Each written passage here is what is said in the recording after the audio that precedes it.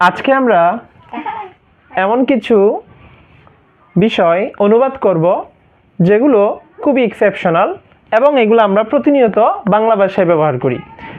ওই যে চুরটি যায়, ওই যে গাবিটি আসছে, আরে আরে কি সুন্দর খেলে সে, আরে তুমি যে সব কিছু জানো দেখছি। এই যে ব্যতিক্রমধর্মী এই যে অনুবাদগুলো, এগুলো যদি আমরা জানতে পারি, এগুলো যদি আমরা একটু শিখতে পারি, তাহলে আমরা যে দৈনন্দিন যে আমাদের কথাবার্তাগুলো হয়, কনভারসেশনগুলো হয়, সেগুলো আমরা খুব ইজিলি সম্পাদন করতে পারবো। সো দেখা যাক, এখানে লেখা আছে ওই যে চুরটি যায়, এটার অনুবাদ হচ্ছে there goes the thief. There goes the thief, ওই যে চুরটি যায়। এরপর হচ্ছে ওই যে গাবিটি আসছে, দেয়ার কামস দ্য খাও। দেয়ার কামস দ্য খাও, আরে আরে কি সুন্দর খেলে সে। তো এটা হবে there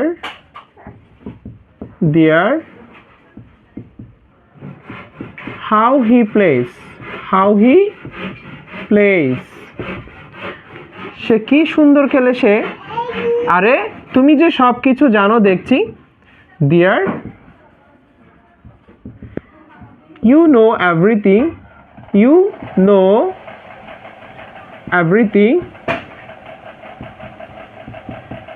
I see. You know everything I see. দেখেন, এই যে আমরা এখানে বাক্যগুলো অনুবাদ করেছি, এখানে যে দেয়ারের ব্যবহারটি হয়েছে সেটিকে এক্সপ্লিটিভ দেয়ার বলা হয়। মনে রাখবেন, ইংরেজিতে দেয়ারের 3 ধরনের ব্যবহার রয়েছে। অর্থাৎ একটি হলো দেয়ারের 3 ধরনের ব্যবহার। একটি হলো ইন্ট্রোডাক্টরি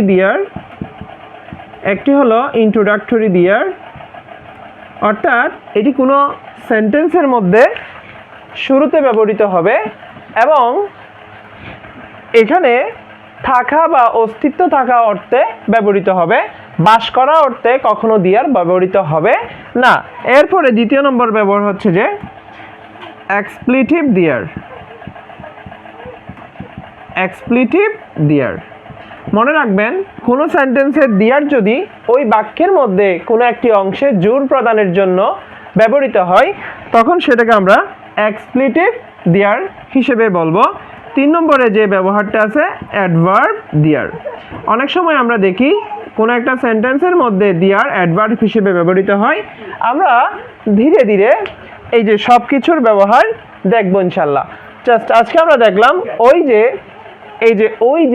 যে জোর বোঝানোর জন্য বা হঠাৎ ওরা আবেগ আপ্লুত হয়ে যাওয়ার জন্য যে অর্থটি এখানে আসবে সেটা হচ্ছে দেয়ার। ওই যে গাবিটি আসছে, দেয়ার কামস দ্য খাও।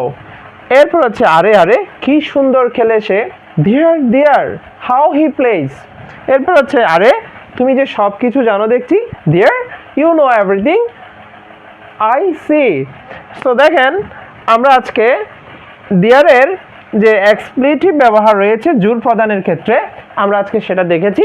পরবর্তীতে আমরা বাকি যে 2টি ব্যবহার রয়েছে সেগুলো দেখব।